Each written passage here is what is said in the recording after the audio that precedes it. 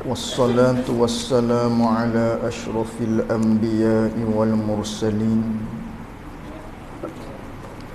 سيدنا ومولانا محمد صلى الله عليه وسلم. اللهم أرنا الحق حقا وارزقنا اتباعه وأرنا الباطل باطلا وارزقنا اجتنابه. اللهم فقهنا في الدين وعلمنا تأويله. اللهم فقهنا في الدين وعلمنا تأويله. اللهم فقهنا في الدين وعلمنا تأويله. اللهم نور قلوبنا بنور هدايتك كما نورت الأرض بنورك شمسك أبدا أبدا برحمتك يا أرحم الراحمين. رب اشرح لي صدري ويسر لي أمري واحلل عقدة من لساني يفقه قولي. اللهم افتح علينا فتوح العارفين واجعل أعمالنا خالصة لوجهك الكريم. اللهم صل وسلم على سيدنا ومولانا محمد. Kita baca kitab Risalah Tazkirah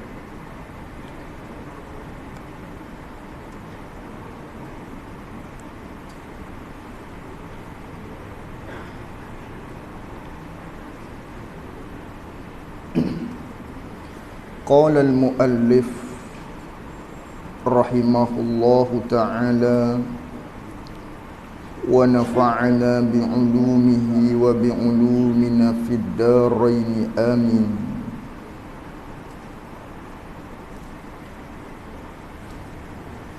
Bicaraan umur yang kedua.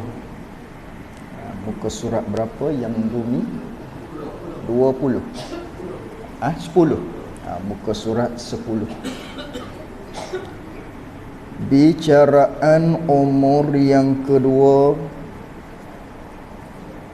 iaitu umur yang kedua daripada 5 umur yang mesti setiap daripada kita lalui dia, yang mesti setiap daripada kita menempuhinya.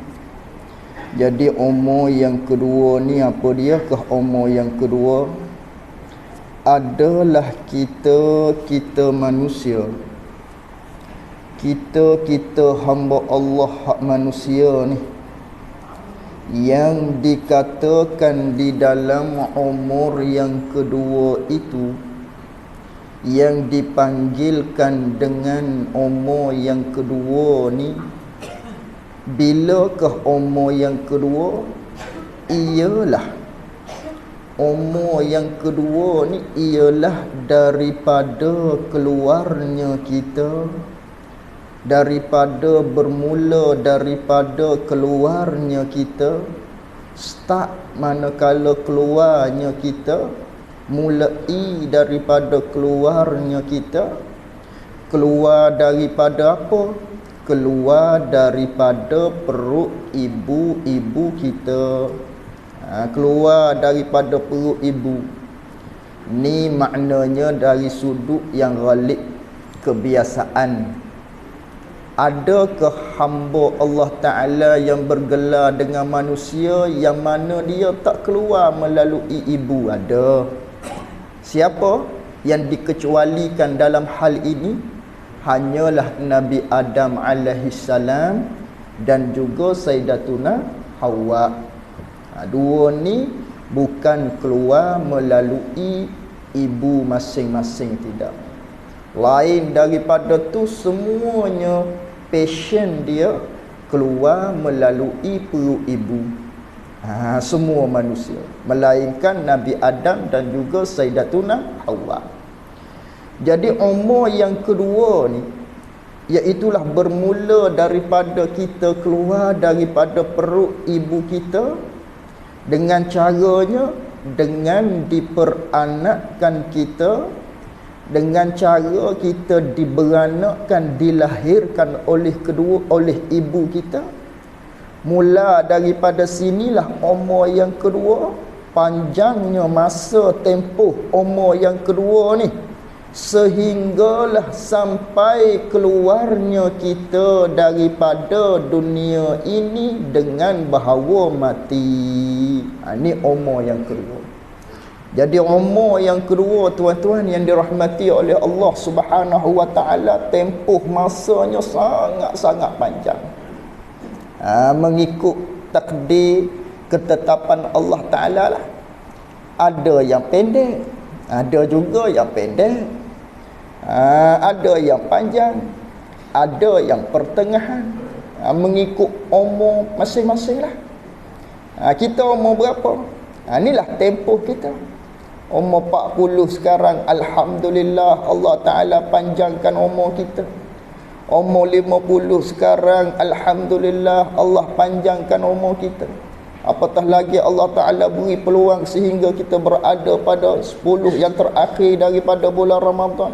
Semua ni wajib kita kena syukuri. Ini umur yang kedua ni ialah mulai daripada kita diperanakkan hinggalah kita mati. Ini merupakan tempoh umur yang kedua, fasa yang kedua yang kita lalui daripada umur-umur kita. Adapun umur yang pertama terdahulu telah disebutkan, iaitulah ketika mana kita berada di alam zurri. Itu umur yang pertama. Fasa yang pertama penciptaan cerita manusia ni, umur yang pertama, fasa yang pertama yang kita telah laluinya sama-sama, cuma kita tak ingat, iaitulah di alam zurri. Ketika itu Allah Ta'ala berfirman kepada kita semua, adakah kamu bersaksi bahawa aku ni ialah Tuhan? Maka semua daripada kalangan kita pada ketika itu, hatta sehinggakan benih-benih yang mana yang akan keluar di atas dunia tu adalah benih daripada bapa ibu yang kafir sekalipun, semuanya bersaksi bahawa Allah ialah Tuhan, berjanji apabila keluar di atas dunia ni akan mengikut segala perintah-perintah Allah Subhanahu wa taala. Itu umur yang pertama, fasa yang pertama.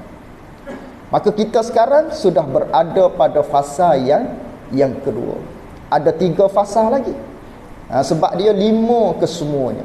Ada 5 kesemua. Jadi sekarang kita berada pada fasa yang kedua. Di mana fasa yang kedua ni ialah bermula daripada kita dilahirkan celak mata di atas dunia ni, sampailah kita meninggal dunia. Ini merupakan tempoh masa fasa umur yang kedua di dalam kehidupan kita. Cerita kita sebagai manusia.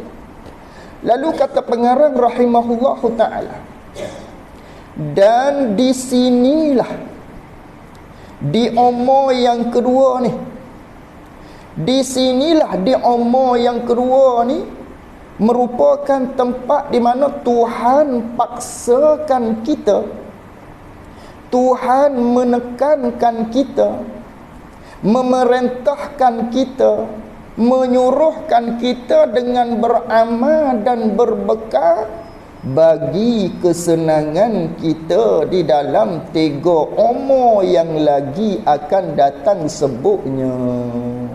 Ini di atas dunia sekarang, di umur yang kedua ni, dalam keadaan kita sedang hidup ni, di sini Allah Ta'ala paksa kita, Allah Ta'ala tekankan kita, memerintahkan kita supaya kita buat amal, supaya kita cari bekal untuk kesenangan kita pada lagi akan datang di umur-umur yang lagi akan datang. Ini Allah Ta'ala perintahkan kepada kita. Allah Ta'ala perintah. Bila Allah Ta'ala perintah supaya kita beramal berbekal ni? Apabila jadi kita orang mukallaf. Orang mukallaf ni maknanya iaitulah ketika mana kita sampai umur lah. Sebelum kita sampai umur, keluar daripada perut ibu kita umur setahun, umur 2 tahun, 3 tahun, 4 tahun, masa tu belum lagi dipaksakan oleh Allah Ta'ala lagi. Sampailah sampai umur tu, apabila kita jadi mukallaf sampai umur balik tu, barulah Allah Ta'ala paksa kita. Allah Ta'ala perintahkan kepada kita, suruh kita supaya kita beramal, cari bekal untuk kesenangan kita di dalam 3 umur yang lagi akan datang. Jadi umur yang kedua ni lah umur yang paling penting sekali, umur yang paling berharga sekali, umur yang paling berharga sekali daripada 5 umur perbicaraan kita dalam kitab ni. Umur yang kedua ni lah umur yang paling sangat-sangat penting dalam kehidupan kita yang kita lalui. Ni yang paling penting sekali. Kerana di umur yang kedua inilah yang akan menyelamatkan kita, yang akan dapatkan kita untuk menggapai pahala, untuk menggapai kesenangan pada negeri yang akan datang. Maka di sinilah tempatnya. Kerana itu di umur yang kedua ni paling berharga. Kalau kita tidak manfaatkan umur yang kedua ni, maka di akhirat kelak kita akan tergolong dalam golongan-golongan yang tidak percaya. Ini penentu di umur yang kedua. Maknanya kalau kita lulus di umur yang kedua, maka akhirat kelak kita akan jadi senang, berjaya. Sebaliknya kalau tidak lulus di umur yang kedua, maka akhirat kelak kita akan tergolong dalam golongan-golongan mereka yang tidak percaya. Ini umur yang kedua, umur yang paling penting.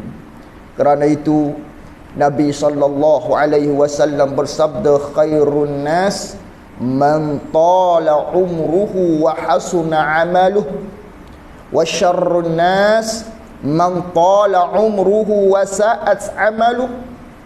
Sebaik-baik daripada kalangan manusia itu ialah mereka-mereka yang Allah Ta'ala beri peluang umur kepada dia. Masa yang kedua ni Allah berikan kepada dia panjang. Jadi dialah, manakala Allah Ta'ala berikan kepada dia umur yang panjang, lalu tu diisinya dengan amal-amal yang baik, maka ini ialah sebaik-baik daripada kalangan manusia, yakni berjaya dia pada negeri akhirat. Umur Allah Ta'ala beri, dia guna masa tersebut, manfaatkan kualiti masa ni untuk mendapatkan kesenangan di akhirat. Ini yang paling terbaik, kata Nabi SAW. Sebaliknya yang malang, kata Rasulullah, hak tak berjaya di akhirat kelak, iaitulah wasyarrun nas man tala umruhu. Allah Ta'ala berikan kepada dia umurnya panjang, tapi diisi di umur tersebut wasa'at amaluh, diisi dengan amal-amal yang jahat-jahat. Hak ni tidak akan berjaya pada negeri akhirat. Tak berjaya. Maka di sini tempat kita nak kumpul bekal. Sememangnya bekalan tersebut, pahala ni kita tak nampak datang bergolek depan kita memang. Kerana tempat diberi gajinya di akhirat tu. Jangan kita menyesal di akhirat nanti. Allah Ta'ala telah beri pengawasan ataupun telah beri peringatan kepada kita di dalam Al-Quran, di mana Allah Ta'ala menyatakan wa hum yastarikhuna fiha Rabbana akhrijna na'mal salihan ghairal ladzi kunna na'mal. Allah Ta'ala telah menghikayatkan satu cerita supaya kita berfikir agar kita tak jadi dalam golongan ni, di mana di akhirat kelak Allah Ta'ala menyatakan orang-orang yang berada di dalam api neraka tak kala menerima balasan daripada Allah Subhanahu wa Ta'ala. Mereka itu menjerit-jerit, berteriakan, sehingga mereka mengatakan Rabbana akhrijna, wahai Tuhan kami, keluarkanlah kami, nescaya kami nak buat amal dah, wahai Tuhan kami. Kami tak mahu dah seperti yang dahulu kala. Keluarkan kami ya Allah. Ini timbul penyesalan. Jadi penyesalan pada ketika itu tidak berguna dah. Tak berguna dah penyesalan pada ketika itu. Tidak ada guna lagi penyesalan pada ketika tersebut. Maka kita tak mahu jadi mereka-mereka sebagaimana yang Allah Ta'ala telah beri pesanan siap-siap lah. Di mana penyesalan ketika mana menerima balasan daripada Allah Subhanahu wa taala. Bahkan ada yang belum diberikan balasan telah bercita-cita kepada Allah, ya Tuhan kami, baiklah kami jadi tanah ya Allah daripada masuk neraka. Ini penyesalan. Maka kerana inilah di atas dunia ni tempat untuk kita cari bekal secukup-cukupnya untuk kesenangan di akhirat. Bila sampai di sana, baru kita tidak menyesal. Bandingnya di atas dunia ni lah, apabila kita terima gaji, ketika itulah maknanya kita akan timbul penyesalan. Kalau contohnya ada OT lah, dia gaji banyak, kita dapat sikit bulan ni, contoh. Lalu tu oleh kerana dia banyak, kita sikit, timbul penyesalan. Sebab apa menyesal? Oh, rugi aku tak ambil OT sepertimu, contoh. Buat kata hak gaji bulan ni banyak kena bayar. Buat kata banyak kena bayar, hutang banyak. Jadi dengan gaji sebanyak ni hak kita dapat tak cukup. Tapi kawan kita ni dapat banyak sebab dia ada buat OT. Jadi pada ketika itulah kita menyesalnya, oh kalau aku OT tak jadi dah sebab dapat dah gaji. Sebelum ni tak fikir untuk ke hadapan, macam mana untuk bulan hadapan. Kalau kata hutang banyak, kena ada OT sedikit sebanyak. Tapi ketika ni baru nak menyesal, tak jadi dah. Demikian juga kita sekarang di atas dunia. Tak timbul penyesalan di atas dunia, memang hak timbulnya di akhirat kelak. Sekarang kita tak nampak lagi sebab bukan musim gaji lagi. Musim gaji tawaran daripada Allah. Allah Ta'ala nak beri pahala syurga di akhirat tu. Tak sampai masa lagi 25 hari bulan gaji. Bulan ni dia awal sikit. Bulan ni awal nak beraya. Di sana baru tepat terima gaji. Kalau kita menyesal di sana, tidak berguna lagi. Ini manfaat. Manfaatkan umur kita. Apatah lagi kita berada dalam bulan Ramadan. Manfaatkan baki-baki Ramadan. Rugi kalau kita tak buat amal. Antara amal yang paling maknanya sumber pahala kepada kita hak banyak, baca Quran. Itulah sumber pahala. Kalau kata nak solat fardu, dia tak boleh buat zuhur, nak buat 4 kali tak boleh. Asar nak buat 4 kali tak boleh, sekali je. Adapun Al-Quran, baca Al-Quran ni, itu sumber pahala kepada kita. Sumber pahala yang paling banyak pahalanya. Kerana satu huruf, gandaan pahala diberikan oleh Allah Ta'ala. Dengan satu huruf ayat Quran tu, Allah Ta'ala berikan kepada kita 10. Kira sebanyak mana kita baca. Sebab itu di akhirat kelak Allah Ta'ala menyatakan, Nabi SAW menyampaikan, di mana orang yang sering membaca Al-Quran ini, di akhirat kelak Allah Ta'ala letakkan dia di sisi Allah Ta'ala, pangkatnya tinggi sebagaimana di atas dunia, sebanyak manakah dia banyak membaca Al-Quran. Kalau dia banyak Al-Quran, maka tinggi darjah dia di sisi Allah. Kalau orang ni baca sikit Al-Quran, maka rendahlah darjah dia di sisi Allah Subhanahu wa ta'ala. Penting ke darjah ni di sisi Allah? Penting. Kalau di atas dunia ni, orang yang mempunyai darjat kedudukan tinggi, oh kita tengok hebat. Orang lain kena jam dia, lalu begitu je. Orang lain kena bagi jalan lah pula kepada dia.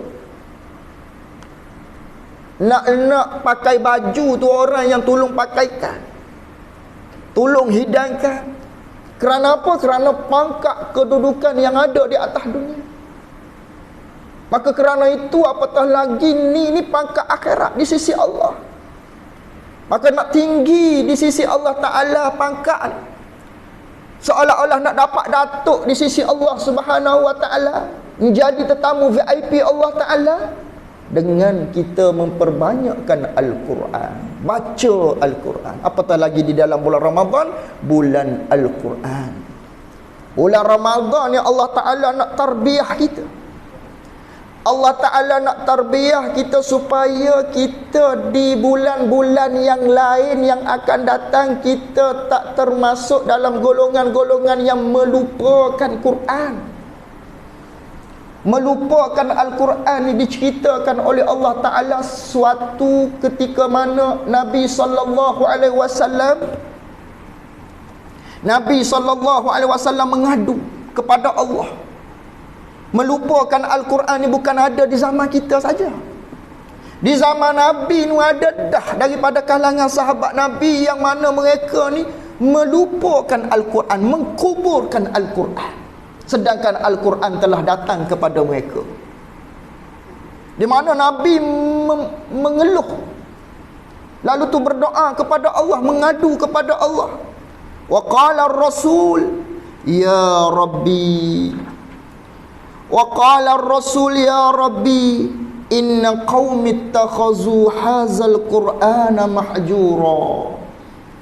Wahai Tuhanku, kata Nabi sallallahu alaihi wasallam, sesungguhnya ada daripada kalangan umat aku ni yang ada padanya Al-Quran, telah sampai kepadanya Al-Quran, tetapi mereka ni mahjura, meninggalkan Quran. Meninggalkan Al-Quran ni dalam arti kata, yang pertama tak baca Al-Quran. Hak ni menimbulkan rasa kesedihan hati Nabi kita sallallahu alaihi wasallam, sehingga Nabi mengadu kepada Allah. Tu di zaman Nabi. Apatah lagi kita sekarang ni, betapa ramai daripada kalangan kita yang meninggalkan Al-Quran dalam arti kata tak membaca Al-Quran. Sibuk dengan telefon. Hak sibuknya dengan gadget. Oh, kalau tak ada gadget ni, telefon ni tertinggal, nak pergi kerja patah balik, rela bayar tu 2 kali. Apatah lagi kalau tidak ada internet, seolah-olah dunia di dia ni gelak lemak. Sudah tak ada internet hari ni. Ni kita kalau tertinggal Al-Quran, tak letak dalam kereta nak baca nanti, time-time rehat ke, tak rasa apa. Tak timbul rasa begitu. Sebagaimana hak rasa telefon tertinggal tadi, tak timbul. Itulah kita. Tuan-tuan yang dirahmati oleh Allah Subhanahu Wa Ta'ala, sebab apa punca kita ni jadi tak baca Quran ni? Adakah kerana alasan kita sibuk? Adakah alasan kerana kita banyak nak buat kerja dunia ni, duk sibuk dengan hal-hal dunia sehingga kita tak mampu nak baca Al-Quran walau satu surah yang pendek? Dengan alasan ini, betulkah alasan tersebut yang telah menyibukkan diri kita sehingga tak mampu nak baca satu surah yang pendek di dalam kehidupan seharian kita yang masanya 24 jam tu? Tidak. Yang sebenarnya, hakikat sebenarnya, punca kita tak ada nak baca Al-Quran dalam kehidupan kita hak 24 jam tiap-tiap hari, tak sempat nak baca walau satu surah yang pendek ni, kerana Allah Ta'ala nak mengharamkan mulut kita daripada melantunkan ayat dia. Allah nak mengharamkan kita. Allah tak sudi dengar suara kita ni baca ayat dia. Allah tak terima mulut kita ni untuk baca ayat-ayat kalam dia. Oh teruk. Ni satu musibah yang besar yang perlu kita fikir. Muhasabah. Aku ni kalau bak menyanyi boleh dalam masa 24 jam ada dalam sehari aku menyanyi. Dalam tandah ke, jika nak pakai baju dan lagi menyanyi ke, contoh. Hak Hindustan dengan cara Hindustannya. Tak faham tak apa. Boleh kalau benda-benda begini boleh dalam seharian kita. Tapi nak baca Quran tak mampu dalam masa 24 jam tu, satu surah yang pendek tak mampu. Esok berlalu begitu juga, lusa berlalu begitu juga, tulak berlalu, begitulah kehidupan kita hari-harian ni. Tapi benda lain boleh kita buat. Hak ni tak boleh kita buat. Sebab apa jadi macam tu? Kerana Allah tak sudi dengar daripada mulut kita ayat dia, na'udzubillah. Sebab tu hadirnya Ramadan antaranya nak tarbiyahkan kita bulan Al-Quran ni.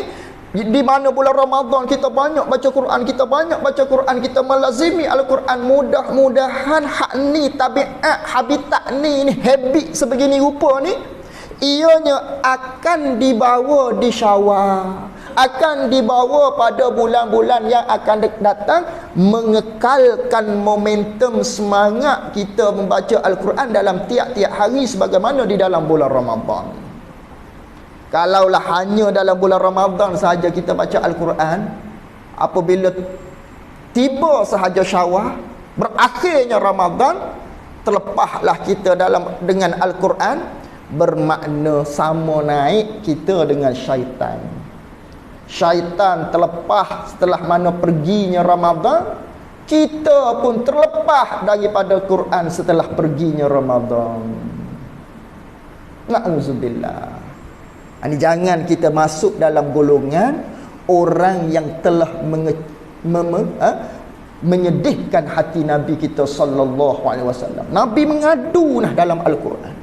Umat aku ada Quran, tapi dia meninggalkan Al-Quran. Tak baca dalam kehidupan seharian kita. Kena baca. Mesti kena baca. Tanamkan dalam fikiran kita tiap-tiap hari. Pada masa yang akan datang kelak, aku takkan tinggal lagi Al-Quran. Tak mahu masuk dalam ayat yang sebagaimana Allah Ta'ala firman tadi, mahjura, yang meninggalkan Al-Quran. Ataupun yang paling besar sekali, tidak beramal dengan Al-Quran. Ini masuk dalam kata meninggalkan Al-Quran, tak beramal dengan Al-Quran. Itu paling besar sekali. Hak paling kurangnya tidak membaca Al-Quran dalam kehidupan seharian kita. Ini Al-Quran sumber utama. Kita kena ingat, di akhirat kelak tidak ada mana-mana yang dapat menolong kita daripada rakan-rakan. Tak ada. Dalam telefon kita ni bermacam-macam grup ada. Grup hak zaman sekolah rendah, renewnya ada dalam telefon kita, grup WhatsApp. Tak tahu berapa ratus orang rakan kita. Grup yang kedua, grup sekolah menengah. Grup yang ketiga, grup hak sama-sama motor C70, hak Honda Bulak ke, Honda petak ke, grup Vespa ke. Kemudian ada grup kereta sama dengan kita, grup Wajah. Grup kereta itu, grup kereta ini. Ini pula ahli grup masjid kita, ahli qaryah kita, taman kita. Oh, macam-macam penuh dalam handset kita. Dalam banyak-banyak kawan kita tu, seorang pun tak akan dapat jadi peneman setia di akhirat bersama-sama dengan kita, kecuali peneman setia kita, iaitu Al-Quran. Sebab tu kena berteman dengan dia dengan membacanya tiap-tiap hari. Jangan kita salah pilih rakan. Kena pandai pilih rakan hak boleh tolong kita di akhirat. Antaranya Al-Quran. Iqra'ul Quran, Nabi kata, baca oleh kamu akan Al-Quran.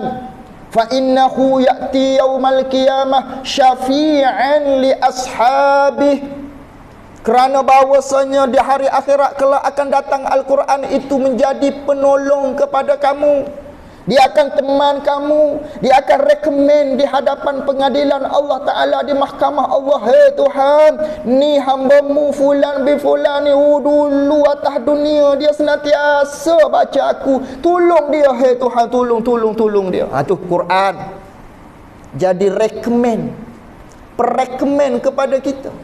Tolong ngejah di hadapan pengadilan Allah Ta'ala, ni masuk syurga. Hai Tuhan, fulan bin fulan dulu atas dunia baca selalu aku ni, mulut dia senantiasa baca aku ni. Al-Quran juru rekomen kita untuk dimasukkan kita ke dalam syurga Allah Subhanahu wa Ta'ala.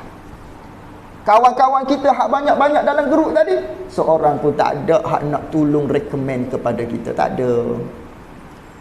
Bahkan pada hari tersebut, yauma yafirrul mar'u min akhihi, pada hari itu semua rakan-rakan kita, hatta isteri kita, hatta anak kita, hatta suami kita, semuanya lari daripada kita. Masing-masing lah, aku-akulah. Sekarang ni masa-masa tak ada masa nak tolongmu. Hak aku ni pun tak tahu macam mana lagi. Tapi Al-Quran akan tolong kita. Jangan salah pilih kawan.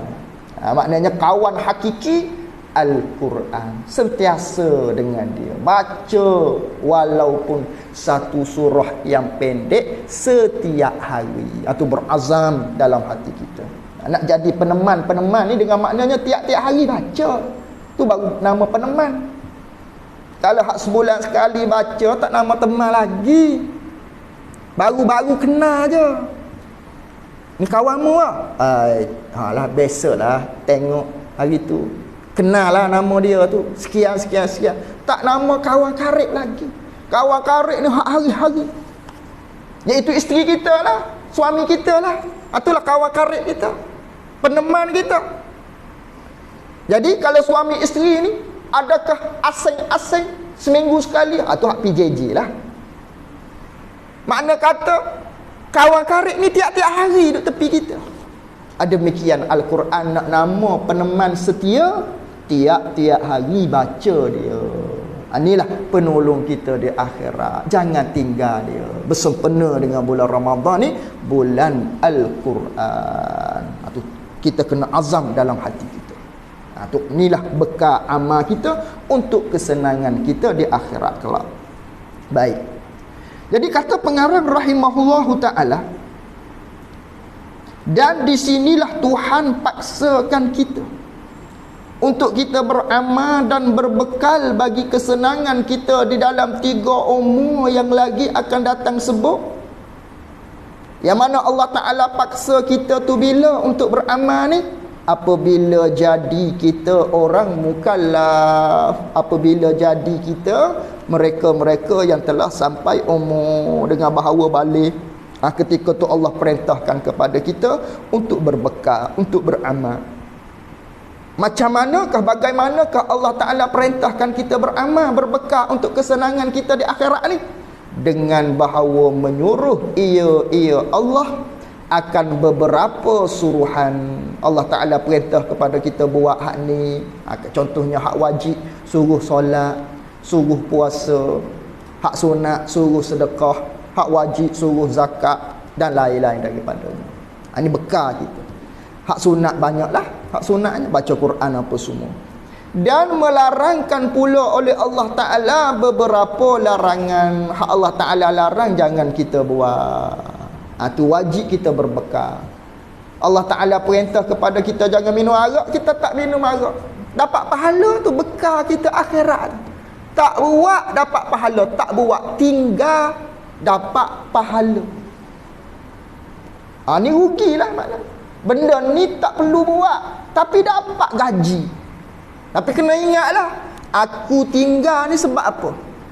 Kalau sebab kita tak berahi, tak gemar, itu tak dapat pahala semata-mata kerana tu.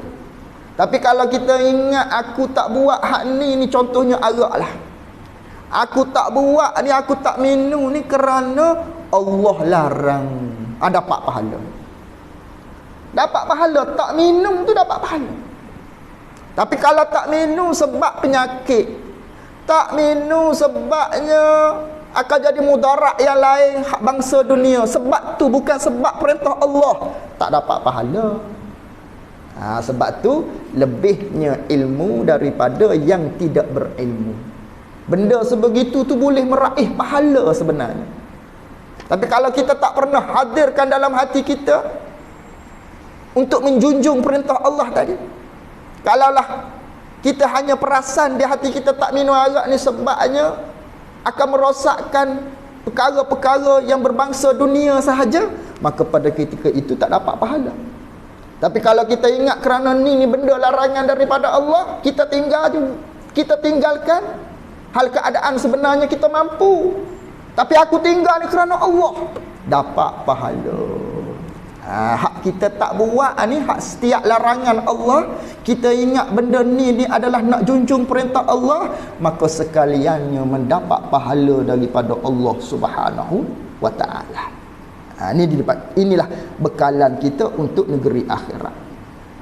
Dan di sinilah boleh dikatakan, di umur yang kedua ni, boleh dikatakan seolah-olah tempat dicubakan. Di umur yang kedua di atas dunia ni adalah tempat dicubakan, dites, diuji oleh Allah Ta'ala. Bagaimana? Siapakah daripada kita hamba dia ni orang yang cerdik dan orang yang bodoh. Di dunia ni tempat Allah nak uji kita, nak test kita. Kita ni cerdik ke ataupun sebaliknya?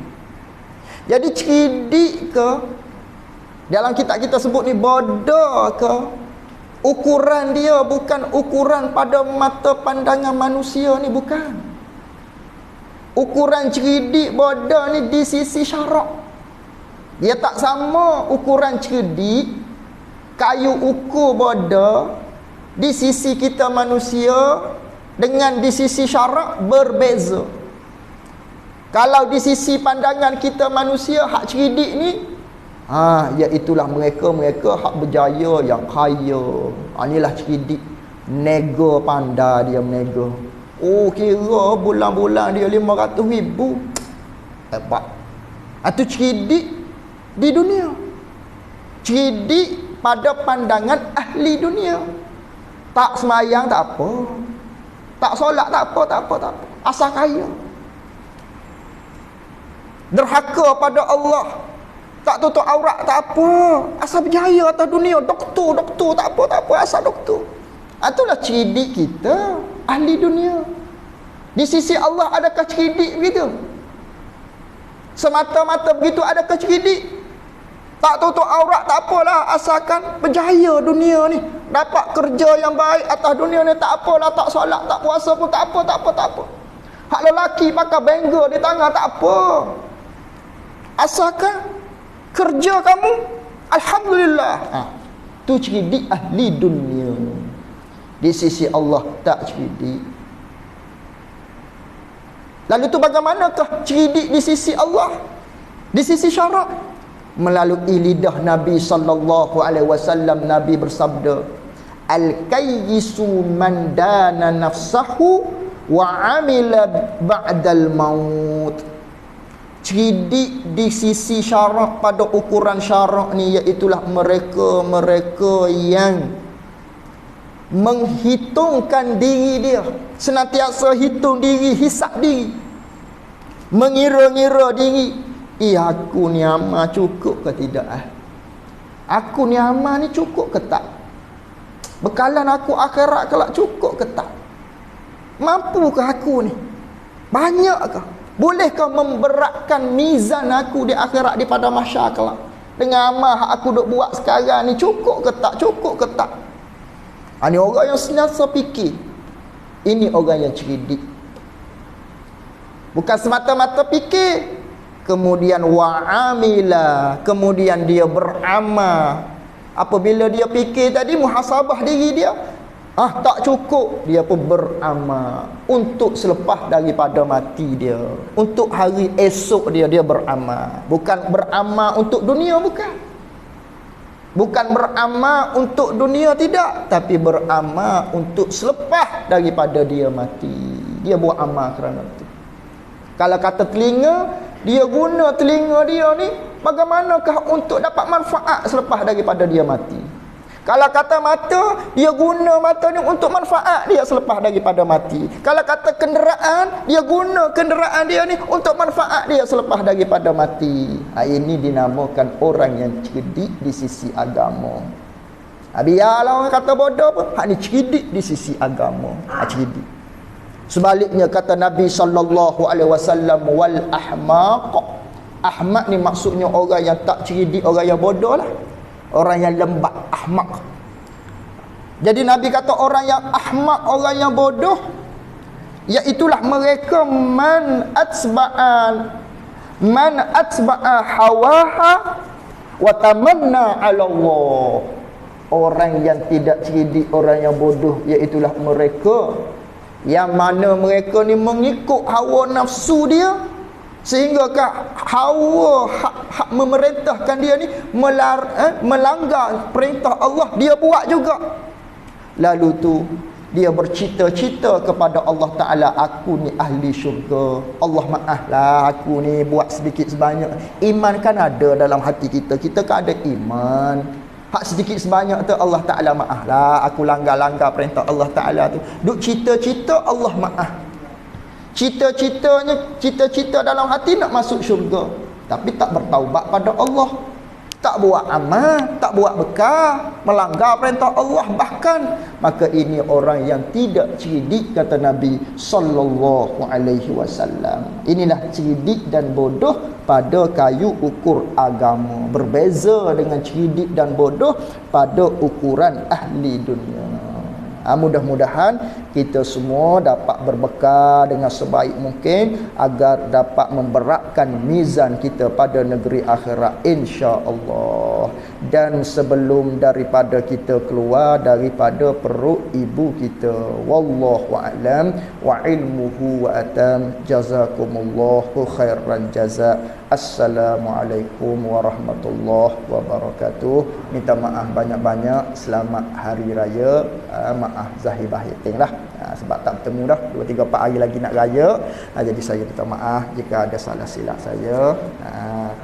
Dan selamat menyambut bulan Ramadan ni di 10 yang terakhir ni dengan kita memperbanyakkan amal ibadat kita sebagai bekal. Dan satu pengumuman, saya ada bawa satu tabung di luar sana, dalam Tupperware ada satu tabung.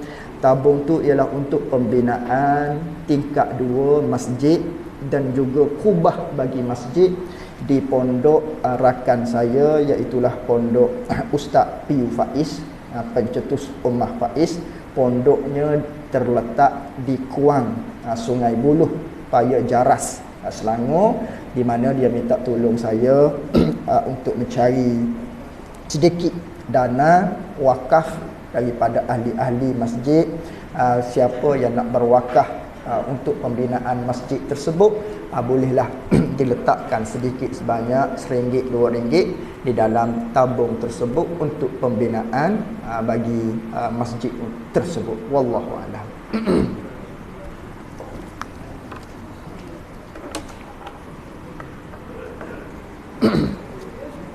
Ya. Manusia ada apa? Lain makhluk tak ada. Manusia